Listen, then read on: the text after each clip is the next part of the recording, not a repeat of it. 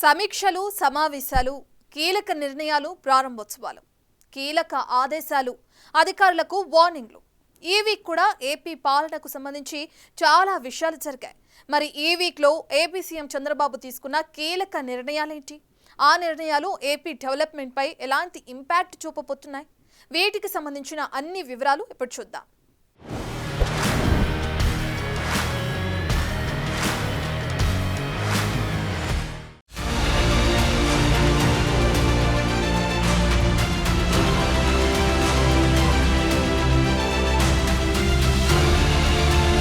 కాకినాడ జిల్లా పెద్దాపురంలో స్వర్ణాంధ్ర స్వచ్ఛాంధ్ర కార్యక్రమంలో పాల్గొన్నారు సీఎం చంద్రబాబు నాయుడు.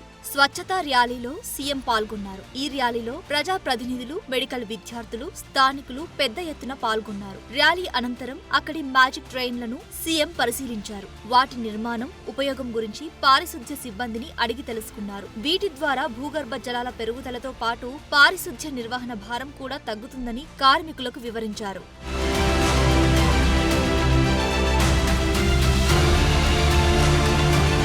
స్వచ్ఛ ఆంధ్ర అంటే ఊళ్ళో చెత్తను తీయడమే కాదు, ఆలోచనలను కూడా స్వచ్ఛంగా ఉండేలా చూసుకోవాలన్నారు. తాము చెత్తపై పన్ను రద్దు చేయడంతో పాటు ఇళ్లలో వ్యర్థాలకు డబ్బులు కూడా ఇస్తున్నామని తెలిపారు. వ్యర్థాలతో సంపదను సృష్టించేలా సర్క్యులర్ ఎకానమీ పాలసీని తీసుకువచ్చామన్నారు సీఎం చంద్రబాబు. వరిగడ్డి నుంచి అట్టపెట్టెల తయారీ, సముద్రపు నాచుతో బయోకెమికల్, ప్రోటీన్, మెడిసిన్ తయారు చేసే ప్రాజెక్టుకు శ్రీకారం చుట్టామని, ఒక్కసారి వినియోగించే ప్లాస్టిక్ ను నిషేధించి ఈ వ్యర్థాలను రీసైక్లింగ్ చేయిస్తామన్నారు. ఇళ్ల వద్దకే వాహనం పంపించి ప్లాస్టిక్, ఈ వేస్ట్, ఇతర వ్యర్థాలను సేకరించి వాటికి డబ్బులు ఇస్తున్నామని గుర్తు చేశారు.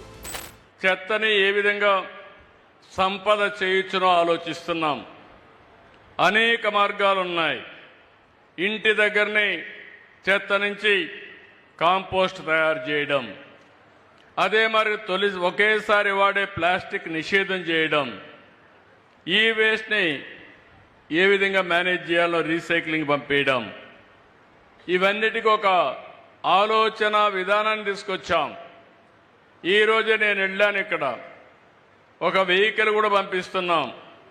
ఆ వెహికల్లో మీ ఇంట్లో ప్లాస్టిక్ కానీ, అదే మరిగా ఈ వేస్ట్ కానీ, లేకపోతే అనేక రకాలైన పాత వస్తువులుంటే అవన్నీ ఒక రేటు వారిగా ఇచ్చి వాళ్ళు అవన్నీ తీసుకొని మీకు ఏ వస్తువులు కావాలన్నా అక్కడికక్కడే దాన్ని ధరగట్టి మీకు ఇచ్చే పరిస్థితికి వస్తున్నారు.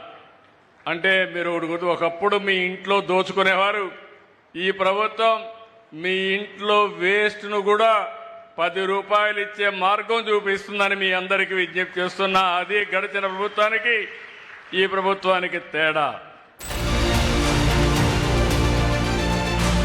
ఏలూరు జిల్లాలోని కలిదిండిలో వంగవీటి మోహన్ రంగా విగ్రహాన్ని అవమానపరిచిన వారిపై కఠిన చర్యలు తీసుకోవాలని ఆదేశించారు సీఎం చంద్రబాబు నాయుడు. అభిమానుల మనోభావాలు దెబ్బతినేలా, శాంతి భద్రతలకు విఘాతం కలిగించేలా దుశ్చర్యలకు పాల్పడే వారి పట్ల కఠినంగా వ్యవహరించాలని పోలీసు అధికారులను ఆదేశించారు. శుక్రవారం రాత్రి రంగా విగ్రహాలను ఎవరో కావాలనే ధ్వంసం చేసినట్టు అనుమానాలున్నాయి.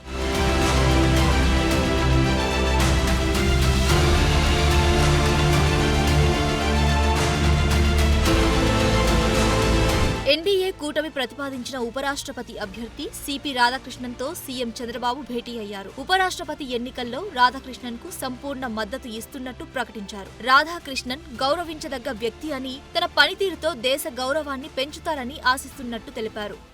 ఈరోజు సిపి రాధాకృష్ణ గారికి మద్దతు తెలపడం కాదు, కలిసే క్యాండిడేట్ నిర్ణయించాం. ఎన్డీఏ అభ్యర్థిగా ఆయన పోటీ చేసే సమయంలో పార్లమెంటరీ మెంబర్స్ అందరూ కలిసి ఎంపిక చేశారు. నేను కూడా ఒకసారి కలిసి కర్టసీగా వారికి సపోర్ట్ ఎక్స్టెండ్ చేశాను. దేశంలో గౌరవించదగ్గ వ్యక్తి, ఈ అత్యున్నతమైన స్థానానికి మంచి అభ్యర్థి, దాని గురించి సెకండ్ థాట్ లేదు. దేశానికి గౌరవం తీసుకొస్తారు, ఆ కుర్చీకి ప్రతిష్ట పెంచుతారు. అలాంటి వ్యక్తికి మద్దతు ఇవ్వడం చాలా ఆనందం. ఢిల్లీలో కేంద్ర ఆర్థిక శాఖ మంత్రి నిర్మలా సీతారామన్తో భేటీ అయ్యారు సీఎం చంద్రబాబు. రాష్ట్రంలో చేపట్టే పలు అభివృద్ధి కార్యక్రమాలకు ఆర్థిక సహాయం అందించవలసిందిగా కోరారు. ఏపీకి ఇప్పటి వరకు ప్రత్యేక మూలధన పెట్టుబడి సహాయం కింద 2010 కోట్లు లభించాయని తెలిపారు. పెండింగ్ ప్రాజెక్టుల కోసం అదనంగా 5,000 కోట్లు కేటాయించాలని విజ్ఞప్తి చేశారు. రాష్ట్రంలో చేపట్టే పలు అభివృద్ధి పథకాలకు కేంద్రం అండగా నిలవాలని కోరారు చంద్రబాబు.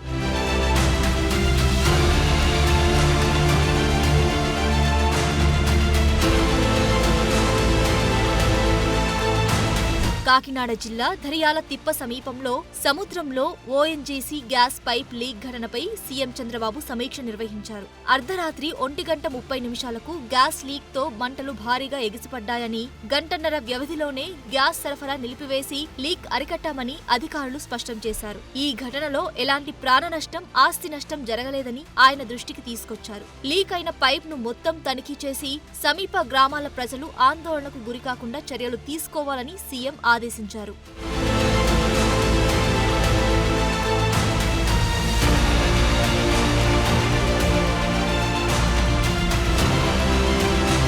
రాష్ట్రంలో ఎరువులు, పురుగుమందుల లభ్యత, సరఫరా అంశంపై కూడా సీఎం చంద్రబాబు రివ్యూ నిర్వహించారు. కృత్రిమ కొరత సృష్టించినా, దారి మళ్లించినా సంబంధిత వ్యాపారులపైన కఠిన చర్యలు తీసుకోవాలని ఆదేశించారు. రాష్ట్రంలో ఎరువులు, పురుగుల మందుల లభ్యత, సరఫరా అంశంపైన వివరాలు అడిగి తెలుసుకున్నారు. విజిలెన్స్ శాఖ అధికారులు అప్రమత్తంగా ఉండాలని, ఎరువులు దారి మళ్లకుండా, ధరలు పెరగకుండా చూడాలని ఆదేశించారు. ఎరువుల కొరత అనే సమస్య ఉన్నట్లు ఎక్కడ నుంచి సమాచారం వచ్చినా రాష్ట్ర స్థాయి నుంచి క్షేత్రస్థాయి వరకు ఉన్నతాధికారులు స్వయంగా పరిశీలించి సమస్యలను పరిష్కరించాలని సూచించారు.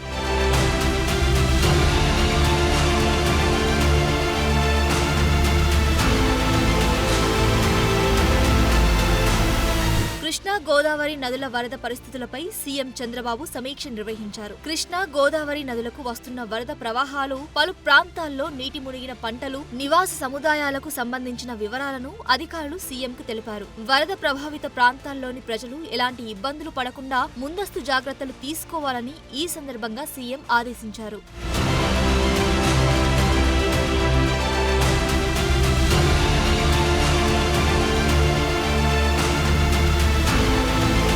ఎన్టీఆర్ భరోసా పెన్షన్లపై సీఎం చంద్రబాబు కీలక ఆదేశాలు జారీ చేశారు. గత ప్రభుత్వ హయాంలో అడ్డదారిలో సదరం సర్టిఫికేట్లు తీసుకుని దివ్యాంగుల పెన్షన్ పొందుతున్న వారిపై ఇటీవల నిర్వహించిన రీసర్వే వివరాలను అధికారులు సీఎం ముందుంచారు. ప్రత్యేక వైద్య బృందాలను నియమించి సదరం సర్టిఫికేట్లు తిరిగి పరిశీలించినట్లు తెలిపారు. అర్హులైన వారిలో ఒక్కరికి కూడా అన్యాయం జరగవద్దని సీఎం ఆదేశించారు. తాత్కాలిక సర్టిఫికేట్ల ద్వారా దివ్యాంగుల పెన్షన్, హెల్త్ పెన్షన్ పొందేవారికి కూడా ఎప్పట్లా నెల నెలా పింఛన్ అందించాలని సీఎం స్పష్టం చేశారు. వారికి పంపించిన నోటీసులు సైతం వెనక్కి తీసుకోవాలని చెప్పారు. అర్హులైన దివ్యాంగులకు పింఛన్లు కొనసాగుతాయని, ఎవరూ ఆందోళన చెందవద్దని భరోసా ఇచ్చారు.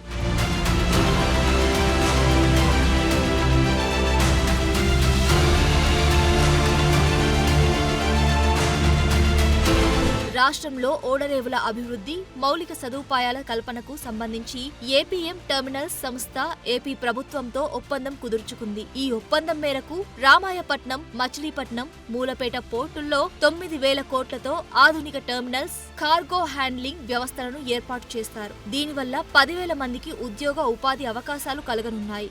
ఏపీఎం టెర్మినల్ సంస్థ పలు దేశాల్లో పోర్టు ఆధారిత సదుపాయాలు నిర్వహిస్తోంది. ట్రాన్స్షిప్మెంట్ హబ్లను కూడా చూసుకుంటోంది. ఈ సంస్థ ఇప్పుడు రాష్ట్రంలోని ఓడరేవుల్లో ఆధునిక టెర్మినల్స్ ఏర్పాటు చేయనుంది.